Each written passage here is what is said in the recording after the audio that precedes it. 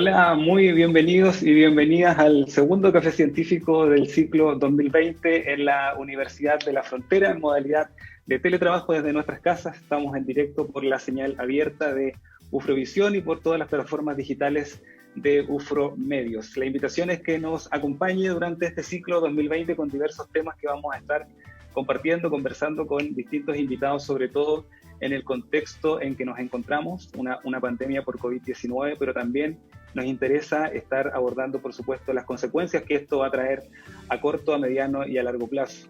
Y en ese sentido, un tema que nos preocupa, un tema que le preocupa también a la población y a la ciudadanía, es el tema de salud mental, un tema que, si bien ha sido importante en el último tiempo, justamente en las últimas semanas han aparecido varias voces importantes alertando a los distintos actores de la sociedad, a los distintos gobiernos, justamente por la preocupación que existe en torno a la preocupación, como les decía, por el tema de salud mental, sobre todo desde la Organización Mundial de la Salud.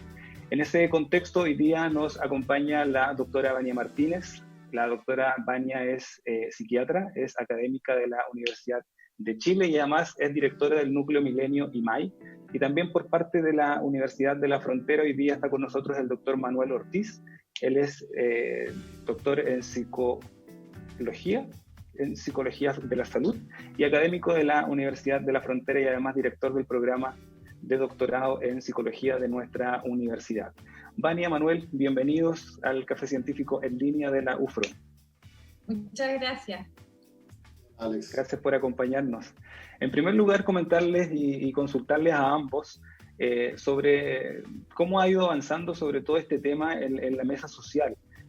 Hay una estrategia hoy día nacional con respecto al tema de salud mental que está impulsado, que está liderado más bien por el rector de la Universidad de Chile, pero donde ustedes también han estado participando de esta instancia, a ver si podemos compartir un poco cómo ha sido la experiencia y cómo hemos llegado a algunos avances que hoy día a la ciudadanía le interesa y quieren también conocer, sobre todo en el contexto, como comentábamos al principio, de esta pandemia, por llamarlo de alguna manera, de salud mental que se nos viene, no a largo plazo, sino que viene muy a corto plazo.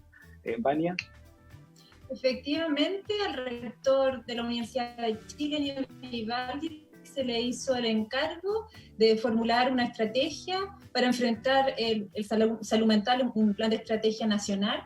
Y fue así como al interior de la Universidad de Chile convocó a un grupo de expertos y expertas, pero que también se nutrió del trabajo de académicos de otras universidades, de sociedades científicas, del colegio médico, y muy de la mano y muy alineado también con el plan que tiene el mismo Ministerio de Salud a través de su Departamento de Salud Mental y a través también del trabajo que tienen en una mesa intersectorial para el enfrentamiento de emergencias y desastres. Ese documento fue entregado ya hace varias semanas y fue bien recibido. Se le ha hecho difusión y ahora, bueno, viene el presidente a confirmar que ese trabajo se está tomando en cuenta y considerando para establecer estrategias. Él nombró un programa Saludablemente para poder enfrentar el tema de salud mental en esta pandemia. Manuel, desde la participación UFRO, también tengo entendido que ahí hay un convenio, algo con la Universidad Católica, donde también han estado participando justamente en esta mesa social. Sí, efectivamente, con un grupo de varios investigadores, dentro de los cuales está también Vania, otros colegas de la Universidad Católica, Universidad de Tarapacá y de la Universidad de la Frontera, hemos estado también trabajando en un plan de salud mental. De hecho, el plan que el rector Vivaldi presentó a la mesa, nosotros tuvimos la oportunidad de evaluarlo preliminarmente y darle algunas observaciones que fueron incorporadas también. Así que sí, desde la universidad también hemos estado apoyando y estamos también trabajando paralelamente en varias iniciativas que afortunadamente han tenido respuesta de parte de nuestras autoridades y tal como decía Vania, ya se ha anunciado este nuevo programa Saludablemente, pero también estamos trabajando en otras iniciativas que podemos ir comentando durante esta transmisión, pero tienen que ver con duelo, tienen que ver con ir preparando también otro tipo de intervenciones para grupos de riesgo. Probablemente podemos identificar más fácilmente producto de esta pandemia de COVID. Manuel, a propósito de lo mismo, sobre todo con esto que mencionas de los grupos de riesgo, porque si bien hoy día los factores que existen justamente para que se incrementen los temas de salud mental son bastante transversales a la población, y ahí todos sentimos incertidumbre, todos tenemos pocas certezas de lo que va a ocurrir, todos tenemos el temor de que nos podemos contagiar. Por lo tanto, es bastante transversal, pero me imagino que también hay ciertos grupos específicos de riesgo que están más, a lo mejor, especificados en esta estrategia o en estas líneas de acción que propone este Plan Nacional de Salud Mental en contexto de pandemia. Sí, efectivamente, bueno, yo primero haría una precisión, y estando de acuerdo con lo que tú dices, pero la precisión va porque yo creo que efectivamente esta pandemia de COVID está afectando y va a afectar a toda la población. Yo creo que nadie se puede salvar de esto, en términos no de contagio del COVID, sino pensando en consecuencias de salud mental. Y claramente en ese gran grupo, ¿no es cierto?, donde estamos todos, hay grupos que están más en riesgo, y lo que nosotros sabemos y lo que también está recogido en este plan es que hay grupos que están más presentes, como por ejemplo el personal sanitario, las personas que trabajan en esta llamada primera línea de atención en salud. Ese es un grupo prioritario. Otro grupo al cual hay que ponerle mucha atención es el grupo de adultos mayores. Y también todos los pacientes que viven con condiciones crónicas también son grupos de riesgo. Ahora, yo agregaría a eso, ¿no es cierto?, claramente estudiantes, adolescentes, porque también ellos han visto muy alterada su rutina, y claro, probablemente a los niños es un poco más complejo que ellos puedan entender esta situación también, porque tienen capacidad cognitiva menos desarrollada que un adulto para entender esta situación de crisis, ¿no? Entonces, pero claro, es bien transversal, pero si tú me preguntas por los grupos de riesgo, yo identificaría personal sanitario, enfermos crónicos y también adultos mayores, pero creo que a los demás no hay que dejarlos de ver, porque efectivamente están siendo también tocados por esto. Perfecto. Y a propósito también, un tema es como los grupos de riesgo, pero ¿qué hacer efectivamente, Vania, con respecto al tema de salud mental, sobre todo en contextos a lo mejor más generales y más globales? Porque se tiende a pensar justamente que los grupos de apoyo a salud mental son los principales protagonistas en este tema, pero tengo la impresión de que efectivamente aquí hay un rol más social y más transversal en cuanto al apoyo que hoy día puede recibir un porcentaje importante de la población, y que no siempre viene de la mano en el fondo de los equipos de salud mental que están hoy día instalados en los distintos servicios, sino que es un tema un poquitito más amplio, y en ese sentido, de qué manera también la responsabilidad se distribuye de una manera distinta en la sociedad, porque si bien hoy día tenemos el concepto de salud mental relacionado muy a la enfermedad y a la patología, hoy día también hemos ido aprendiendo que esto tiene que ver más bien con un bienestar integral completo. Por lo tanto, la mirada, por lo tanto, un poquitito más amplia y holística con respecto a este problema, yo creo que también es importante que la gente lo conozca. ¿Cuál sería más o menos la estrategia en ese sentido con respecto a difundir más? ¿Cuál es la responsabilidad que tenemos todos hoy día para ir disminuyendo los temas de salud mental en este contexto? Muchas gracias por esa precisión. Y yo tenía una lámina, no sé si es que la pueden poner en este momento, en que justamente ejemplifica esto que tú estás mencionando, que la mayor parte de las acciones se dan no del personal específicamente de salud mental. ¿Se está presentando la lámina? Sí, está en pantalla. Muchas gracias. Entonces, este es un triángulo, una pirámide, que es de una agencia internacional que en el enfrentamiento de emergencia y desastre, y que Chile desde su gobierno también adopta esta mirada, y en la cual en la base de la pirámide tenemos entonces todas las acciones que vienen a apoyar lo socioeconómico.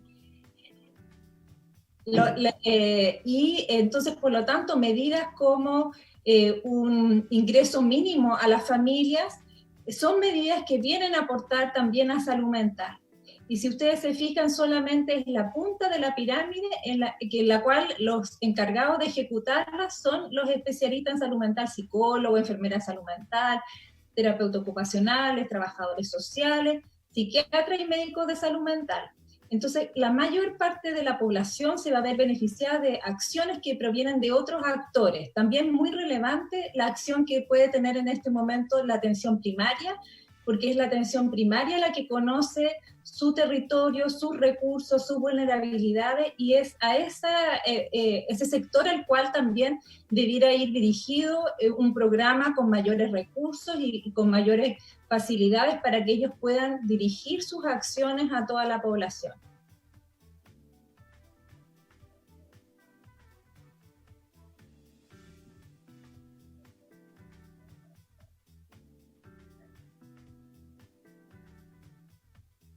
Sí, Vania, no te estamos escuchando. ¿Me escuchan a mí? Sí, Vania, el audio o algo pasó con... Pero Vania, la doctora Vania... Ya. Perfecto, ok. Vania, lo que pasa es que yo perdí un segundo el audio. Vania estaba comentando justamente del...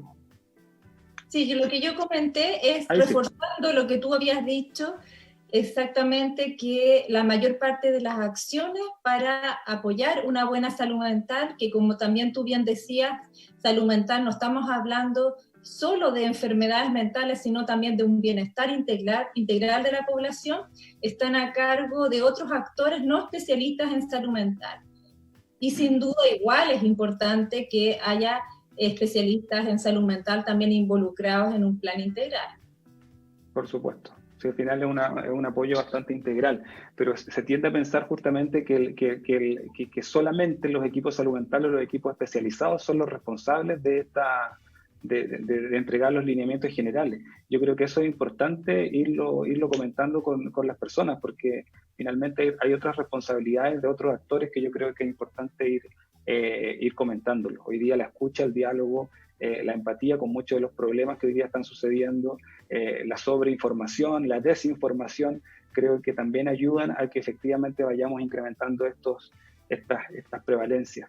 A propósito de eso, Vania y Manuel, ¿cuáles han sido principalmente estas prevalencias de salud mental que se han incrementado a través de estos cambios que hoy día han ido existiendo en la sociedad y que se han visto incrementados con la pandemia, la incertidumbre, el tema de, como yo decía anteriormente, los temores de ser contagiados, los temores de que yo contagie a mi familia? Yo creo que son situaciones que finalmente también tienen un impacto en estas prevalencia de salud mental, ya sea angustia, ya sea estrés o incrementar los niveles de depresión.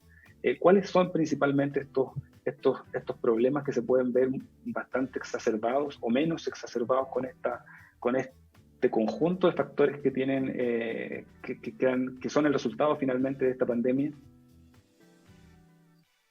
Yo quisiera también precisar que, Alex, Chile no es un país que goce de una salud mental óptima. De hecho, antes del fenómeno pandemia, veníamos con el fenómeno de conflicto social, ¿no es cierto?, a propósito del estallido social. Entonces tienes que sumar a este fenómeno actual de pandemia el fenómeno también de estallido social y además un arrastre de otras situaciones anteriores que efectivamente no nos ponen en el top de una buena salud mental, sino al contrario, estamos liderando los rankings pero negativamente. Ahora, lo que uno puede esperar de esto es que todos estos grupos de riesgo que mencionábamos antes y la población en general tenga consecuencias de salud mental bien severas y que las vamos a ver, las estamos viendo ahora, pero que las vamos a ver manifestarse en poco tiempo más.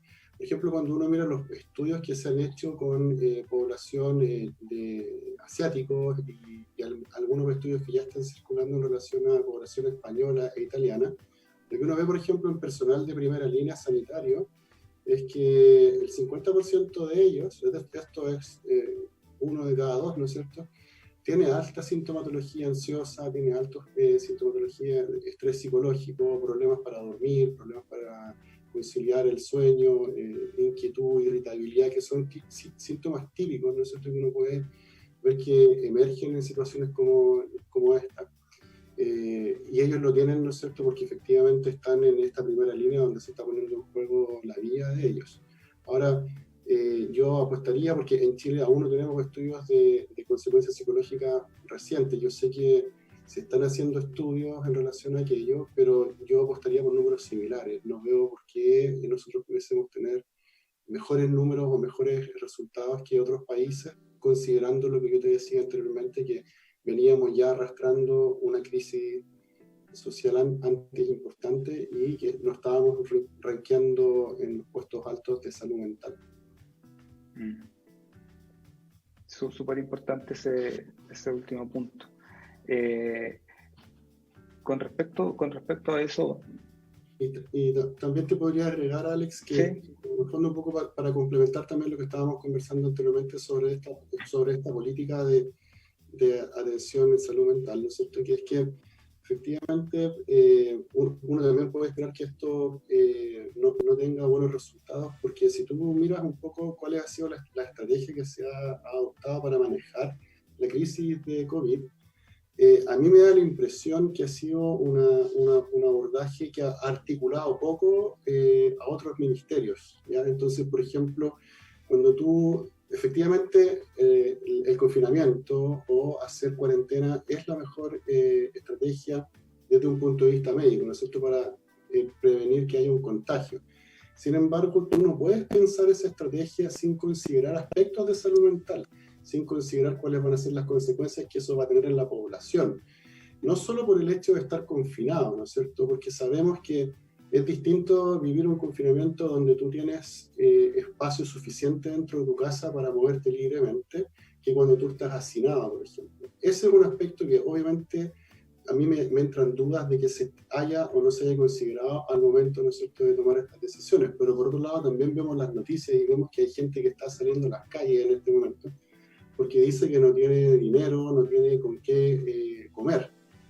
La gente dice que se está muriendo de hambre. Y también ahí hay un aspecto de salud mental que es muy relevante, porque cuando tú pones una situación de confinamiento, también tienes que pensar, ¿no es cierto?, cómo otras variables contribuyen a la salud mental, no solo el hecho de estar confinado. Entonces, en la lámina que Vania recién nos presentaba, ¿no es cierto?, ponía en el pilar más inferior, el más grande, ¿no es cierto?, condiciones, por ejemplo, socioeconómicas.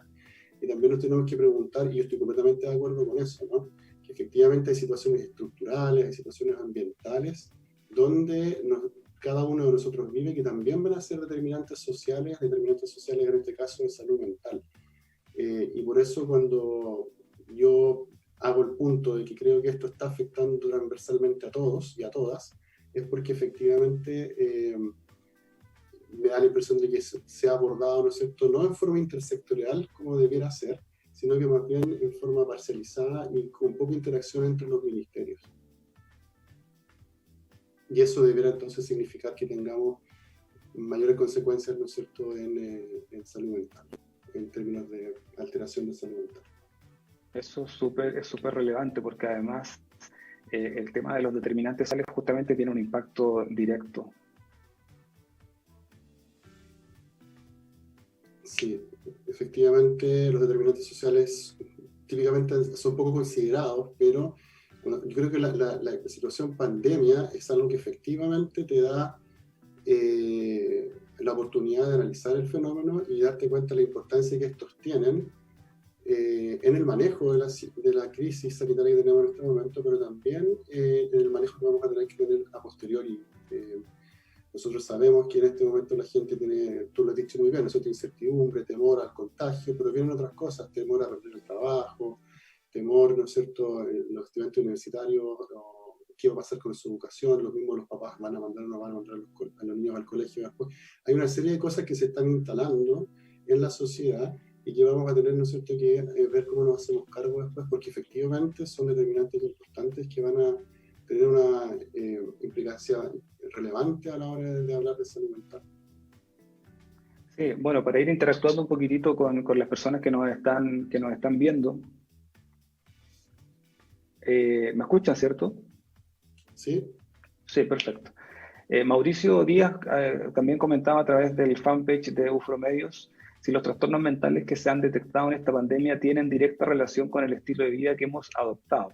Dice finalmente, la sociedad de consumo en que vivimos es la responsable del mayor número de enfermedades mentales que estamos viviendo. Yo creo que más o menos se responde, Manuel, con lo que estábamos conversando recién, y es justamente ver la posibilidad de integrar estos determinantes sociales en las políticas que se vayan a abordar en este Plan Nacional de Salud Mental en contexto de pandemia, y que sea efectivamente intersectorial, con conexión de los distintos temas para ir evaluándolo de esa manera. Sí, si me preguntas a mí, yo estoy de acuerdo con eso. Yo creo que efectivamente el estilo social que hemos instalado y las interacciones que se han fomentado, ¿no es cierto?, apuntan mucho al consumo, apuntan mucho a que la gente pase el tiempo, ¿no es cierto?, los fines de semana en los malls, es como un lugar de encuentro, ¿no? Y eso está fuertemente determinado también por un estilo de sociedad que se ha implantado, yo diría, en Chile, y no solamente en Chile, sino que a nivel mundial. Entonces, efectivamente, claro, ahora que tú no puedes hacer esas cosas, la gente se hace la pregunta válida, además, ¿qué hago ahora, no es cierto?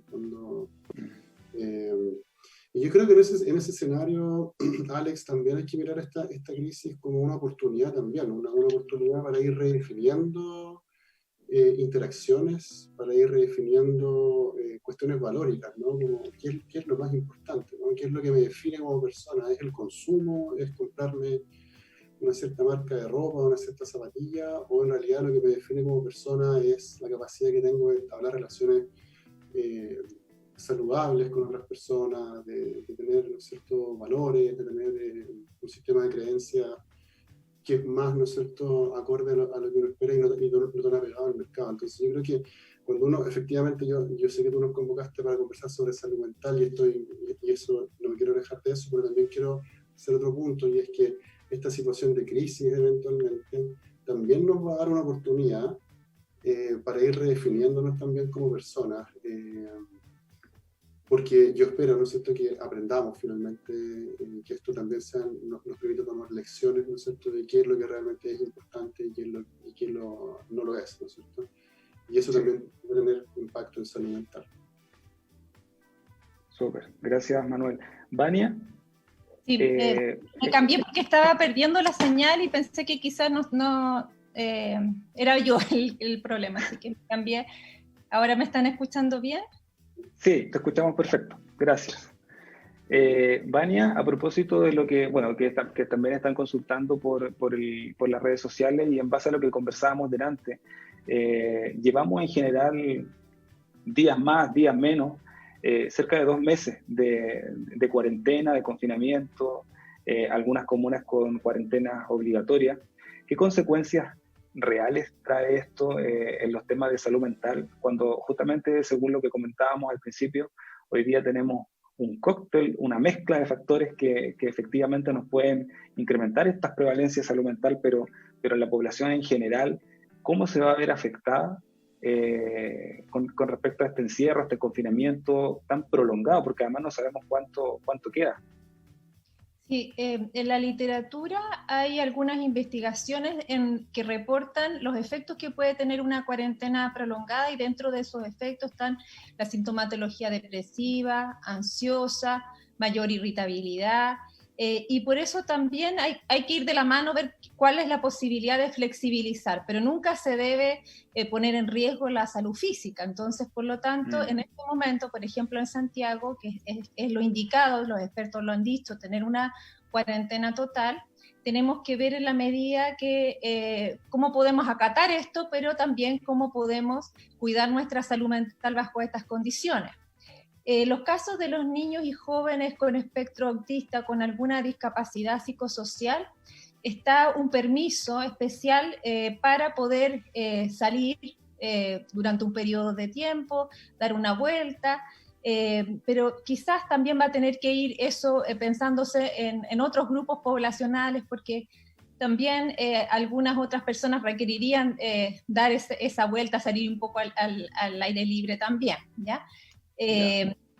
Pero dentro de nuestra casa también podemos tomar acciones para proteger la salud mental. Uno de los cuidados que podemos tener es mantener ciertas rutinas, o establecer más bien nuevas rutinas que hagan que haya una mañana, porque muchas veces no tenemos esa distinción, quizás nos estamos quedando con pijama todo el día y eso no es una buena idea, sino que una buena idea es como prepararse para el día, tomar desayuno, no al lado del computador tampoco, tener un almuerzo y dejar espacios para el ocio, para la recreación, también para hacer actividad física. En este momento tenemos hartas opciones que han aparecido a través de Internet, a través de mismo Facebook, Instagram, de hacer, de YouTube también, de hacer actividad física dentro de la casa, lo cual también ayuda a proteger nuestra salud mental. Sin duda. Comentábamos la semana, bueno, hace 2 semanas cuando comenzamos el ciclo 2020, que efectivamente la crisis de hoy día nos está dando una oportunidad de utilizar estas herramientas de trabajo a distancia, y eso efectivamente hay que aprovecharlo, y hoy día hay herramientas, plataformas como para poder continuar con nuestra rutina más o menos normal de actividad, sobre todo si nos va a disminuir la ansiedad y los temas de salud mental. Creo que es relevante mantener esta rutina en cuanto a las costumbres o a las cosas que realizábamos día a día, independiente de que hoy día estemos desde nuestras casas. Y con respecto, Vania o Manuel, a las personas que ya venían con temas de salud mental, con algunos grados de ansiedad, depresión, el plan que se está trabajando como estrategia en el contexto de pandemia, ¿qué dice sobre esta? Porque hoy día es real que existe un déficit en el sistema público y privado con respecto a las atenciones que hoy día se están dando para el tema de salud mental o para los problemas de salud mental. Y si esto tiene un incremento, no sé de qué figura va a ser, si lineal o exponencial, pero me imagino que, ¿cuál es la estrategia como para compatibilizar lo nuevo con los casos que ya estaban? El sistema efectivamente va a dar abasto para poder tener este incremento de atenciones que se prevén para las próximas semanas. Bueno, ahí es fundamental mantener efectivamente los tratamientos, las personas que ya venían con sus tratamientos, tanto psicológicos como farmacológicos, mantener esos tratamientos, y quienes ahora estén desarrollando síntomas, poder tener acceso a consultar. Para eso, el mismo Ministerio de Salud hizo un catastro de cuáles son en este momento las líneas de ayuda psicológica que hay, y ellos encontraron más de 40 líneas de ayuda que están publicadas en su página web, y que algunas apuntan a algún grupo etario, a otro, y de distintas maneras. Hay, por ejemplo, algunas por teléfono, otras por chat, por formularios de contacto, y también por videollamada. Entonces ahí está la opción que se viene a sumar también a la opción de tratamiento tradicional que han tenido. Y también se está capacitando al personal en telemedicina, al personal de los servicios de salud, se está capacitando, y también de la atención primaria. Perfecto. Vania o Manuel, ¿cuál es la responsabilidad que hoy día tienen también los medios de comunicación en bajar esta información, sobre todo considerando que hoy día estamos mayoritariamente en la casa, y efectivamente hoy día puede existir dentro de esta nueva política de salud mental, o de este nuevo plan de salud mental, o de las estrategias de salud mental? Porque finalmente los medios de comunicación también tienen una importancia y una relevancia en cuanto a la transmisión de los mensajes. Y probablemente uno, desde su posición, extraña, por ejemplo, que a estas alturas todavía no haya una campaña comunicacional o algo que nos vaya educando más allá de las intenciones y de las intervenciones y acciones que están realizando las universidades con sus comunidades estudiantiles. Pero más en el plano de la ciudadanía, bueno, el presidente anunció justamente, como mencionábamos, un plan de salud mental, pero probablemente eso tenga una campaña comunicacional. Pero el rol hoy día de los medios de comunicación, ¿cómo lo ven en este tema? Bueno, como parte de este Plan Nacional de Salud Mental, del cual estábamos hablando al comienzo, uno de los aspectos que trae incorporado esto justamente tiene que ver con comunicación en tiempos de crisis, o cómo se puede comunicar efectivamente y de buena manera un mensaje.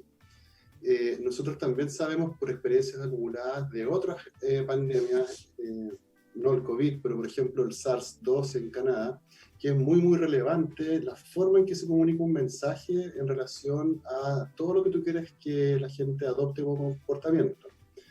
Yo personalmente pienso que en ese sentido nuestras autoridades han errado un poco el camino. ¿A qué me refiero con esto? A que inicialmente, ¿no es cierto?, los mensajes que se dieron no fueron mensajes muy claros, ¿no? De hecho, uno puede hacer una línea de tiempo e ir viendo cómo poco a poco se fue planteando retornar a una normalidad, por ejemplo, cuando esto no estaba todavía del todo claro, o por ejemplo poder ir a tomar café con amigas, ¿no es cierto?, pero a 2 o 3 metros de distancia. Yo creo que el problema que tiene eso, y con esto yo quiero ser muy claro, ¿verdad? No estoy juzgando políticamente al gobierno ni poniendo mi intención mala en ellos, por favor, esto es un diálogo académico. Claro. Lo que quiero que quede claro en el fondo es que nosotros sabemos que la comunicación en tiempos de crisis o en tiempos de pandemia tiene que cumplir ciertas características, y esas características tienen que ser muy precisas. El mensaje que se transmite debe ser un mensaje sin doble lectura, sin ambigüedades, mensajes claros, precisos, con un lenguaje amigable que la gente pueda comprender y que pueda adoptar después en un comportamiento. En ese sentido, yo creo que uno tiene que ser crítico y decir que efectivamente eso no se hizo bien. Ahora veremos qué es lo que pasa de ahora en adelante. Ahora, en términos más generales, los medios de comunicación de masas tienen una responsabilidad mayor, es muy grande, ¿no? La gente está conectada todo el día a medios de comunicación de masa, ya sea televisión, radio, internet. Y el problema que hay, Alex, cuando tú no tienes un mensaje claro, es que eso da origen al fake news, ¿no es cierto?, a estas noticias falsas. Claro. De hecho, yo acabo de recibir una recién en mi teléfono, ¿no?, que dice algo así como que el virus vibra en cierta onda y que por eso algunas personas se contagian más o menos. Entonces, cuando tú das origen a esos fake news, eventualmente lo que ocurre con eso es que la gente, algunos de ellos creen en eso, ¿no es cierto?, y otros no, y los que creen probablemente están más susceptibles a adoptar conductas que son justamente las que tú no quieres que la gente haga. Por tanto, yo creo que ahí es muy relevante, y lo que uno esperaría es que ojalá, yo entiendo que los medios tienen libertad de expresión y libertad de agenda, pero uno esperaría, ¿no es cierto?, que una suerte de diálogo entre todos y con las autoridades, de modo tal que la agenda que se maneje sea una agenda que favorezca que las personas adopten comportamientos en salud, favorezca que la gente, ¿no es cierto?, tome las medidas que el gobierno y las autoridades sanitarias quieren que las personas y la población tengamos, pero por sobre todo, ¿no es cierto?, también que es que las personas, y como estamos hablando de salud mental, entiendan, ¿no es cierto?, que esto va a tener un ciclo de vida, que hay ciertas cosas que son absolutamente normativas y normales que les ocurran, ¿no? Yo me imagino a muchos de los auditores en este momento que pueden pensar y pueden estar sintiendo, sabes que tengo problemas para dormir, no puedo, las cosas que yo hacía antes ahora no me gustan, no como lo que siempre comía, y deben estar probablemente pensando que eso es algo terrible, y no estoy diciendo que no lo sea, pero lo que quiero decir es que eso es algo absolutamente normal, o sea, eso es muy esperable que le pase a muchas personas. ¿Por qué? Porque esta es una situación extraordinaria. Entonces, lo que uno espera de los medios de comunicación de masas es que ellos puedan transmitir este mensaje, que es un mensaje, si tú también lo piensas, tranquilizador, ¿no? En el fondo, cuando tú le dices a una persona, mire, es muy esperable que usted quiera dormir más, o es muy esperable que usted quiera comer más, o es muy esperable que usted tenga, o se sienta más irritable y pelee más con sus familiares o con sus hijos. No queriendo normalizarlo, pero sí queriendo decirle, mire, esto es probable que le ocurra, la gente se puede tranquilizar, primero. Y segundo, la gente además también puede reconocer que estas cosas que les pasan eventualmente pueden ser un motivo posterior de consulta a un profesional. Por tanto, creo que si nosotros tenemos una política de comunicación de ese estilo, obviamente que podríamos favorecer muchos de los aspectos de salud mental de los cuales estamos conversando hoy. Perfecto. Vania, y a propósito de lo que comenta Manuel, porque yo estoy de acuerdo también que justamente es bastante común que en situaciones de crisis, en una pandemia como la que estamos viviendo, las normalidades de cada uno o las rutinas de cada uno se vean afectadas, ya sean las horas de sueño, en los términos de alimentación o en las rutinas que estamos realizando día a día. Pero ¿cuándo esto deja de ser normal, como para nosotros también preocuparnos? Esto lo pregunto en realidad porque también he escuchado bastante el tema de que es efectivamente normal que tengamos menos horas de sueño porque estamos preocupados, es efectivamente normal que tengamos mayores dolores de cabeza, que también ahí se puede confundir un poco entre los síntomas justamente del COVID-19 con preocupaciones, pero cuando es necesario que nosotros ya tomemos conciencia de que estamos atravesando la línea de la normalidad o de la preocupación normal y que ya estamos enfrentados a un problema más serio de salud mental en el contexto de la crisis sanitaria, o de la crisis social o la crisis económica que estamos atravesando? Claro, cuando, por ejemplo, esos problemas de sueño se transforman en algo ya más prolongado, más de 2 semanas, que no estás pudiendo dormir bien, que no te estás pudiendo entonces concentrar, que no está funcionando bien, no digo 100%, pero que no estás pudiendo funcionar, entonces sí es mejor acudir a consultar. También si es que hay mucha irritabilidad al punto de transformarse en violencia, ya sea física o verbal, contra uno mismo, contra otro. La ideación suicida nunca es normal, siempre debe solicitarse ayuda cuando alguien está con pensamientos suicidas.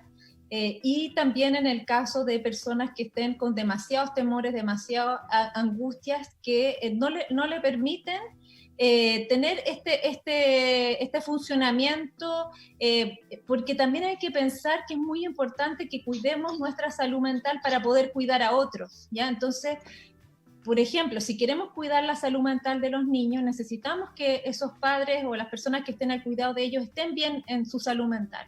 Entonces, si la persona está demasiado temerosa y le transmite eso a los niños, va a poder transmitir esa situación de miedo, de temor, y no de calma, que sería lo esperable. Entonces, es mejor en ese sentido poder consultar ante esos síntomas cuando ya están atravesando esa línea, como tú decías, de entre lo esperable para este momento, que son reacciones que nosotros llamamos adaptativas frente a un estrés, a cuando ya se está transformando en algo de preocupación.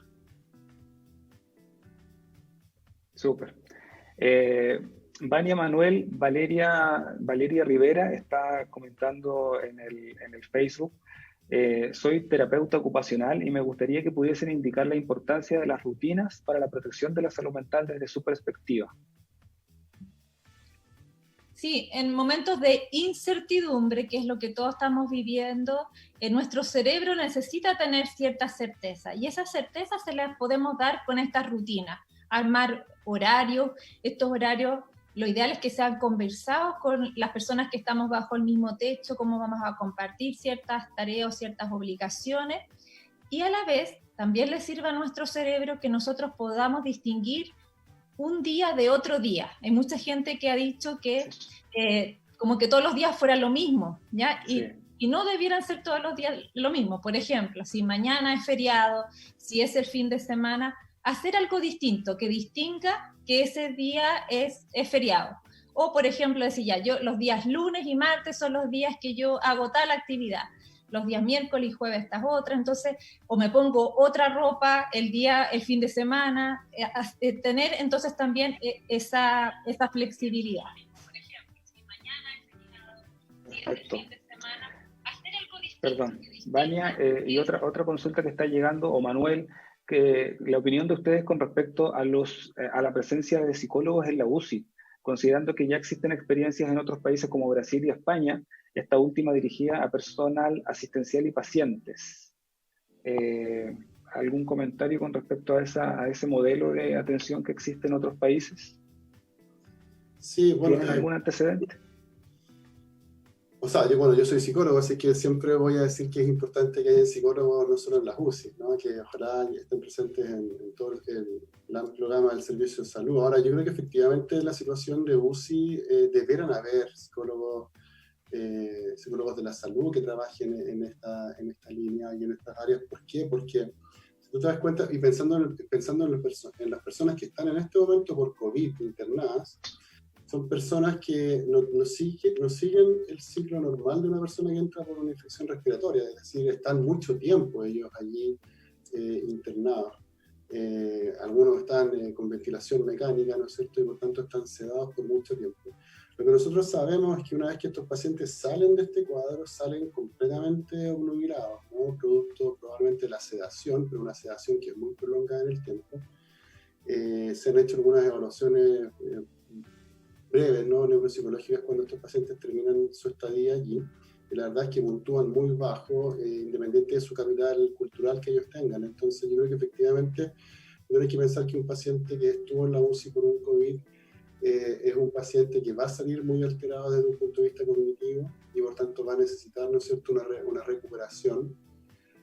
pero además eso no va a ser algo puntual, va a necesitar probablemente mucho tiempo después de trabajo con un profesional del área de la salud, psicólogo, psiquiatra, porque esperamos que vaya a tener más secuelas desde un punto de vista de salud mental. Por tanto, sí es importante aquello, eso por un lado. Lo otro que también es importante es que un psicólogo dentro de una UCI no solamente puede trabajar con la familia de los pacientes, sino que también puede trabajar con el personal médico, ¿no? Se piensa que, como también conversamos al comienzo, el personal médico está altamente estresado, está altamente desgastado también por este trabajo, largas jornadas de tiempo dedicado a esto. Por tanto, también los psicólogos ahí tienen un rol importante en términos de cómo pueden apoyar al personal médico para que esta crisis y este trabajo sea un poco más llevadero. Creo que es algo que se va a instalar. Yo sé que en algunas UCI, en algunos hospitales y en clínicas privadas en Santiago hay, pero no es algo que está en toda la red. Yo creo que efectivamente es algo que es absolutamente necesario. También hay acciones que sí, puede tomar el personal no especialista en salud mental para favorecer una mejor salud mental de las personas que están hospitalizadas y de sus familiares, como por ejemplo el favorecer que haya videollamadas de conexión claro, con sus familiares y también incluso vi una iniciativa bastante bonita que les leían cartas de personas anónimas a la gente que está hospitalizada, cualquier contacto humano de que las personas sepan que hay una preocupación por ellos, eso también va a ayudar a proteger su salud mental. Claro, debe ser así, debe ayudar mucho también gente que está completamente aislada, no solamente aislada y con problemas, que sientan la afectividad más cercana, aunque sea a través de una pantalla. Creo que debe ser súper importante. Vania o Manuel, hoy día escuchamos todos los días que las medidas de autocuidado y de cuidado hacia las demás personas con respecto a la crisis sanitaria o al virus propiamente tal, están casi por decreto. Tenemos muy claramente que tenemos que lavarnos las manos cada cierta cantidad de veces al día, tenemos muy claramente que tenemos que salir con mascarillas para evitar los contagios. En el caso de salud mental, ¿cuáles son los cuidados que tenemos que tener como para tenerlo muy claro y que la gente también los conozca tan claro como hemos estado aprendiendo con respecto a la prevención y a los contagios del virus mismo?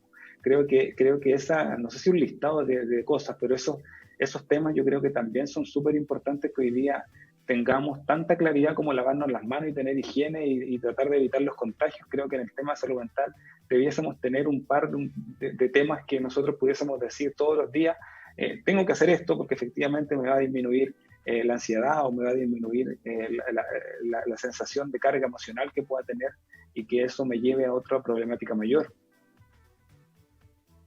Bueno, ya hemos mencionado algunos de ellos. Uno es el tema de la rutina, la alimentación saludable, una higiene del sueño, evitar la sobreinformación y la desinformación por medio de los medios de comunicación, hacer actividad física, actividades de ocio, de distracción, conversar al interior de la familia cómo nos podemos organizar como familia y enfrentar la situación, y conectarnos también mediante ya sea el teléfono o videollamadas con las personas con las cuales no podemos tener en este momento contacto físico, pero que son un apoyo para nosotros, o nosotros podemos ser un apoyo para ellos.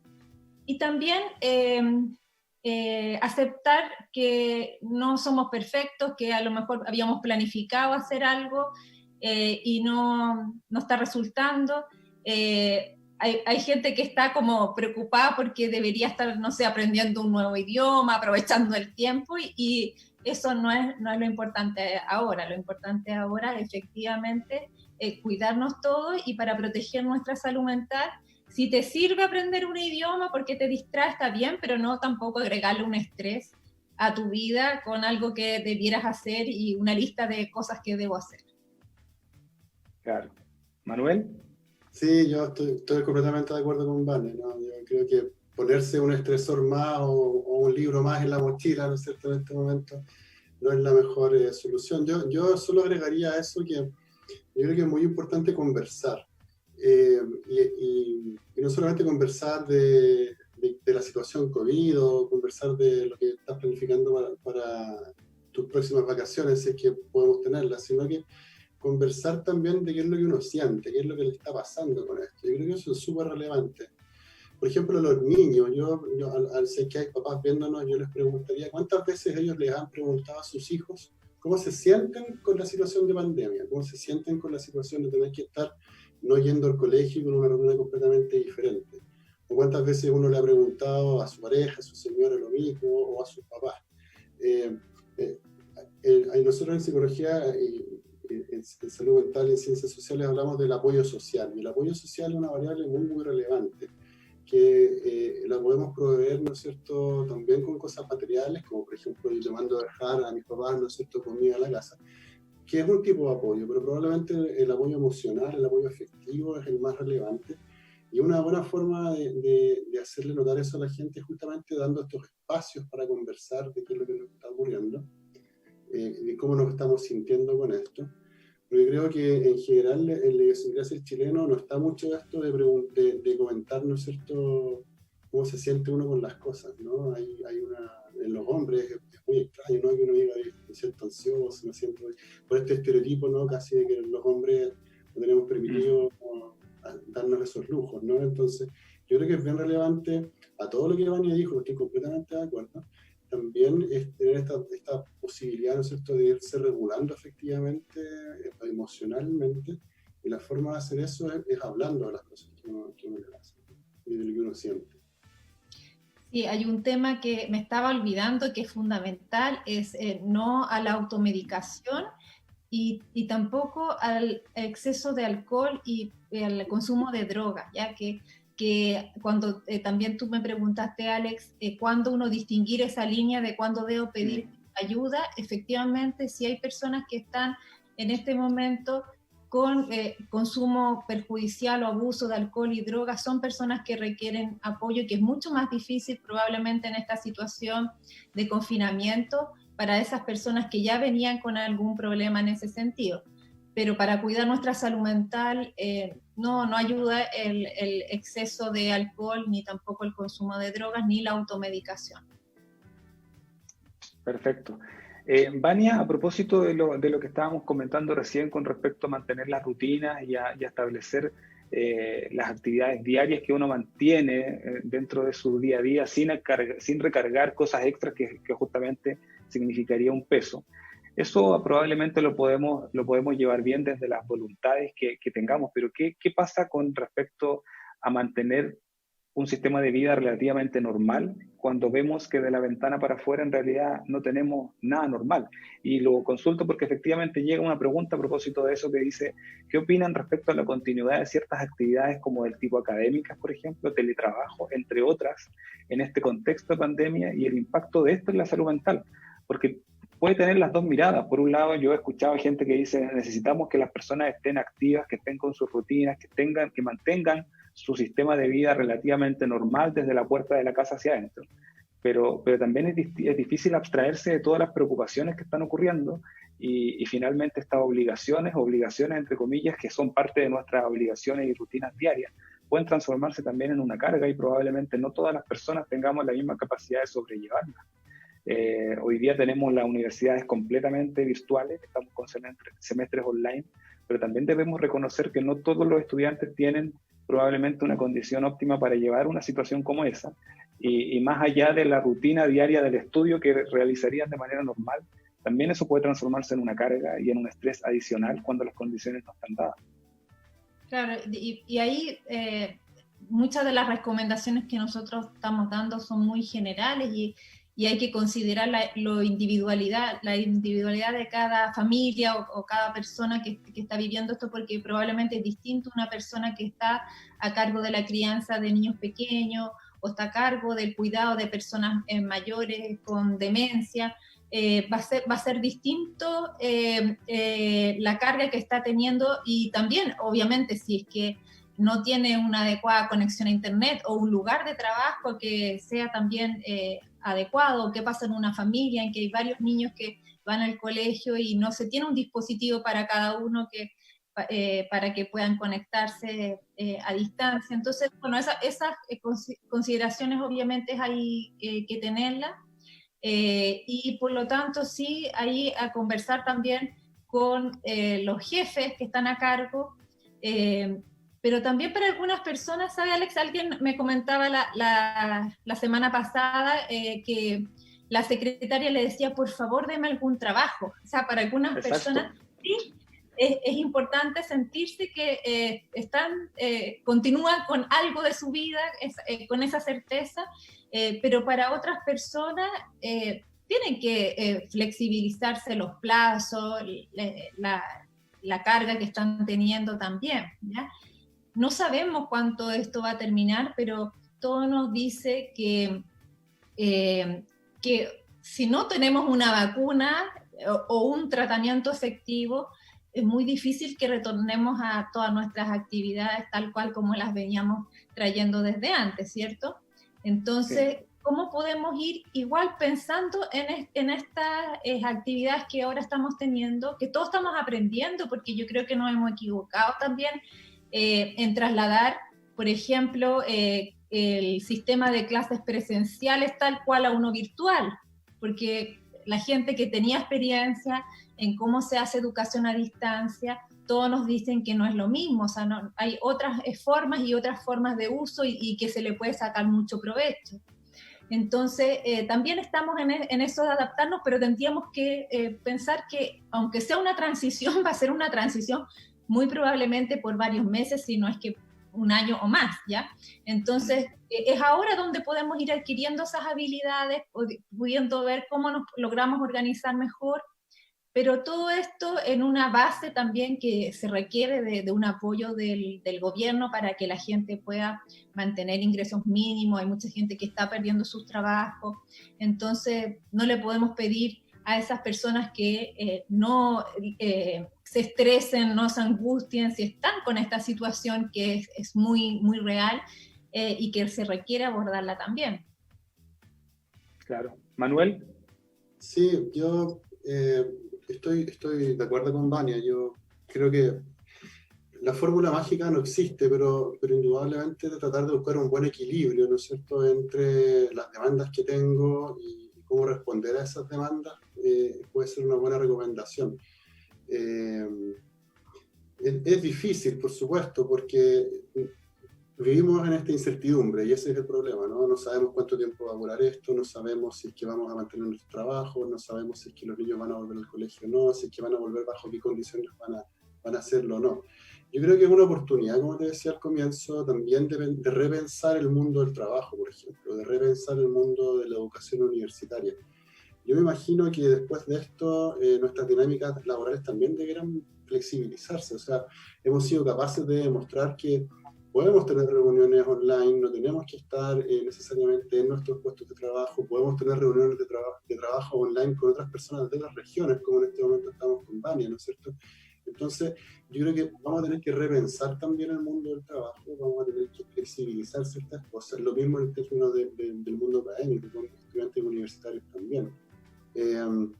Siento que efectivamente estamos recién partiendo de esto, mientras no tengamos una cura definitiva vamos a estar probablemente mucho tiempo en lo mismo, pero creo que también habría que paralelamente y simultáneamente ir repensando entonces las rutinas de todos, ¿no? Las rutinas diarias de nosotros en casa y luego las rutinas de trabajo y las rutinas académicas y todas las que tú quieras tener en ese mismo grupo.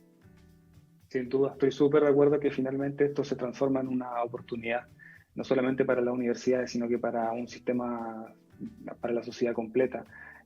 Como dice Manuel, el mismo hecho que ya estamos con Vania, habíamos tenido la presencia de Vania en otras oportunidades, pero uno por cultura tiende a pensar de que todas las actividades tienen que ser presenciales. Y hoy día esto también nos va a abrir una ventana a tener conversaciones, reuniones con personas de muy lejanas y a la distancia de la pantalla del computador. Creo que eso también va a ser una ganancia para el cambio que debería venir. Y también estoy de acuerdo con lo que menciona Vania. Los que estamos responsables de ciertas unidades en las universidades lo vemos claramente. Tenemos muchas personas que también nos dicen estamos bien en casa, pero necesitamos sentirnos útiles. Y yo creo que eso también es súper importante para las organizaciones y las instituciones, de qué manera se van entregando ciertas labores, ciertos roles, sin sobrecargar, sobre todo en algunos perfiles que tienen una sobrecarga o distintos roles, teletrabajo, el cuidado de personas enfermas, cuando son mamás, cuando tienen además responsabilidades en la casa. Creo que la flexibilidad en ese sentido se transforma hoy día en la clave para poder avanzar y no generar ahí términos dudosos con respecto a si mi actividad diaria me va a generar más problemas de salud mental. Luna consulta si efectivamente, a propósito del tema académico y de las universidades, comenta que le gustaría saber qué piensan ustedes con respecto al cuidado de la salud mental de los docentes y o profesionales de la educación, tanto en colegios como universidades, quienes además están sometidos a la necesidad o a la obligación de seguir educando en un contexto de pandemia. ¿Qué estrategias utilizarían para un apoyo directo hacia ellos? Me parece fundamental en relación al tema de las universidades. Bueno, contigo, Alex, hemos estado trabajando en ese tema, enfocados principalmente en la salud mental de los estudiantes universitarios. Y nosotros en la Universidad de Chile, dentro de junio, vamos a realizar una encuesta a quienes ingresan a la universidad, que además les ha tocado muy complejo porque ya habían tenido problemas para terminar su cuarto medio, para la BCU que se las corrieron varias veces, ¿cierto? Y entonces ahora entran a la universidad y no tienen una red de apoyo física, que es Claro. lo que uno haría, conocer a los amigos, vamos a una fiesta y ahí te vas conociendo a tus compañeros de generación. Entonces, estamos preocupados por la salud mental de los estudiantes, pero también se abren las alertas de que para que los estudiantes estén bien, los académicos y los funcionarios también tienen que estar bien, todos tenemos que estar bien, ahí es un trabajo en la comunidad, ¿ya? Hoy día en la Universidad de Chile tenemos un plan de intervención y de evaluación para ver cómo están todos. El mensaje de nuestro rector es que nos importa la salud mental a la misma par de la salud física de todos, y entonces eso esperamos ir corrigiendo quizás algunos errores o algunos problemas de comunicación que pueda haber habido, pero ayudar también a toda nuestra comunidad universitaria. Y en el caso de los educadores de colegios, creo que aún es más complejo, porque en realidad en la universidad, igual nosotros, querámoslo o no, igual teníamos algún acercamiento a través de estos medios virtuales. Los académicos muchas veces trabajamos con redes internacionales o nacionales en regiones, entonces ya teníamos cierto dominio, pero para los profesores puede ser más difícil, y además mucho más difícil con niños más pequeños, mediante medios virtuales acercarse. Y yo tengo pacientes, porque yo también atiendo pacientes en la clínica, que me han dicho que lo que han hecho es mandarle guías que tienen que hacer, pero que nadie se las está corrigiendo, ¿ya? Y que después en algún momento las tienen que entregar presencialmente. Entonces, realmente en algunos colegios hay gran brecha en ese sentido de qué es lo que se está entendiendo por una educación. Hay gente que no tiene definitivamente conexión tampoco a Internet para poder hacerlo de otra manera, ni los profesores ni los estudiantes.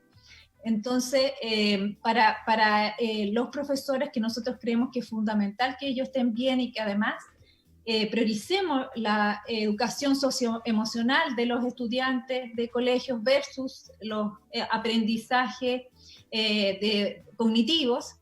Entonces, estamos vamos a postular a un proyecto, ojalá resulte de los proyectos que ANID está en el contexto de COVID, ¿cierto? Con el Instituto Milenio para la Investigación en Depresión y Personalidad, MIDAP, un programa que busca reconocer cómo están los educadores y darles una retroalimentación que sea personalizada de acuerdo a las necesidades que ellos tienen. Junto con los educadores hemos también privilegiado el grupo de los funcionarios de la salud, que como ya mencionamos es un grupo de alto riesgo en salud mental. Manuel, ¿algún comentario?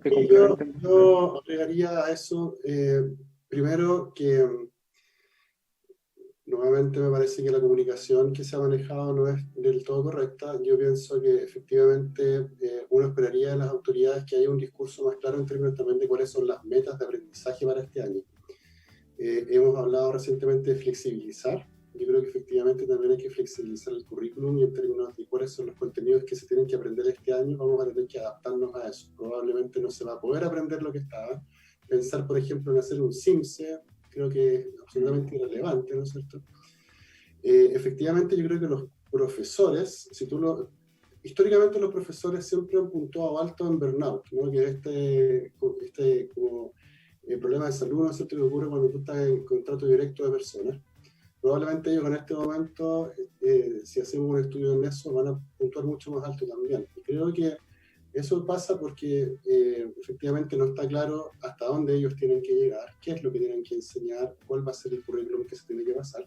Pero también yo quiero hacer otro alcance, que tiene que ver con la seguridad financiera de los académicos. No estoy hablando de los académicos universitarios, porque probablemente nosotros tenemos contratos estables, ¿no es cierto?, que nos permiten estar en la universidad por mucho tiempo. Pero en el caso de los profesores de colegios privados, por ejemplo, escuelas municipales, uno puede pensar que ellos, por el hecho de no estar haciendo clases presenciales, a lo mejor pueden correr riesgo, ¿no es cierto?, en su estabilidad financiera. Y eso también es una variable que también puede significar para ellos nuevamente un problema y un impacto más en salud mental. Entonces, creo que por un lado, el no tener claro hasta dónde tengo que llegar, qué es lo que tengo que enseñar, cuánto tengo que pasar en términos de contenido, y si le sumas todo lo demás, puede también ser, ¿no es cierto?, otra variable que contribuya a que los profesores efectivamente no estén bien desde un punto de vista de salud mental. Y obviamente si es que ellos no están bien, es muy difícil que le pidamos, ¿no es cierto?, que hagan que estén bien docencia. Los jóvenes, claro. Vania, Manuel, para ir cerrando, sí, Vania. Quería complementar que hay especialistas, así como nosotros estamos en una submesa de salud mental y desarrollo, bienestar psicosocial, también hay gente que está trabajando en el tema de educación y entregaron documentos a la mesa social con propuestas concretas de cómo adaptar el currículum, y cómo poder hacerlo no solo por este año, sino que es a 2 años plazo la propuesta que hay. Entonces también es importante que se acojan o se discutan al menos esas medidas que se están proponiendo desde los expertos académicos, también de las universidades, expertos en educación. Perfecto. Vania, Manuel, para cerrar, y muy brevemente, porque tenemos que terminar el programa, la curva, así como hablamos de la curva de COVID-19, que puede que estemos en el pic, en el caso de los temas de salud mental, la curva viene más adelante. Tenemos que esperar que la curva incremente en un tiempo concreto, y efectivamente, si es que con las medidas que hemos conversado hoy día, va a ser tan fácil o va a ser bastante complicado aplanar esa curva, así como estamos acostumbrados a llevar estos términos con respecto al contagio por COVID-19, pero me da la impresión de que en el caso de la pandemia, salud mental, por decirlo de alguna manera, va a ser un poco más complicado. La opinión muy brevemente con respecto a eso. Yo creo que uno podría hacer la analogía de un tsunami, ¿no? La primera ola es el COVID, y la segunda y probablemente la tercera ola también va a ser salud mental, así es que hay que estar preocupado. Yo tampoco quiero instalar la sensación de catástrofe para las personas, estamos hablando de que queremos darle certidumbre, tampoco sería bueno eso, por supuesto. Pero sí, yo creo que viene un problema importante. Yo creo que las universidades y las autoridades de salud y los profesionales que trabajamos en esto nos tenemos que preparar para esa demanda, porque creo que efectivamente va a ser muy alta. Hay muchas acciones que podemos tomar ahora, herramientas que, como yo explicaba, no dependen de la gente de salud mental, pero también, por ejemplo, una herramienta bastante útil es la primera ayuda psicológica, que es esa primera cercanía que uno tiene con las personas que están con alguna preocupación o algún síntoma frente a una situación así como la que estamos viviendo, y esa estrategia de primera ayuda psicológica es muy entrenable por distintas personas, no necesita tener un título universitario, ni ser psicólogo, ni ser psiquiatra para poder tener esas capacidades que son simplemente escuchar, tener empatía, conectarlo con las redes que la persona necesita.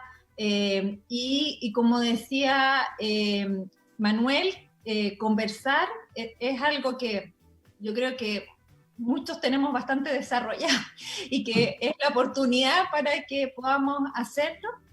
Y también ahí nosotros en la Universidad de Chile, en junio, vamos a hacer una campaña que se va a llamar Conversemos, y que ese va a ser el objetivo, que tengamos espacios de conversación, no espacios de terapia grupal, sino espacios de conversación para que compartamos nuestras inquietudes, no desde la mirada de un experto, sino desde todos nosotros que nos podemos ayudar. Compartir las experiencias, súper importante escucharnos y también conversar, como dice Vania. Vania, Manuel, muchas gracias por acompañarnos en el segundo Café Científico en línea de la Universidad de la Frontera, este año 2020, en una modalidad a distancia que estamos realizando y que con el apoyo de UFROMedios lo hemos llevado bastante bien. Muchas gracias por el tiempo y por habernos acompañado en esta oportunidad. Antes de despedirnos, dar las gracias a los equipos que además están detrás de esta iniciativa, al equipo de UFROMedios de la Dirección de Comunicaciones de la Universidad de la Frontera y al equipo de Comunicaciones de la Dirección de Desarrollo Estudiantil.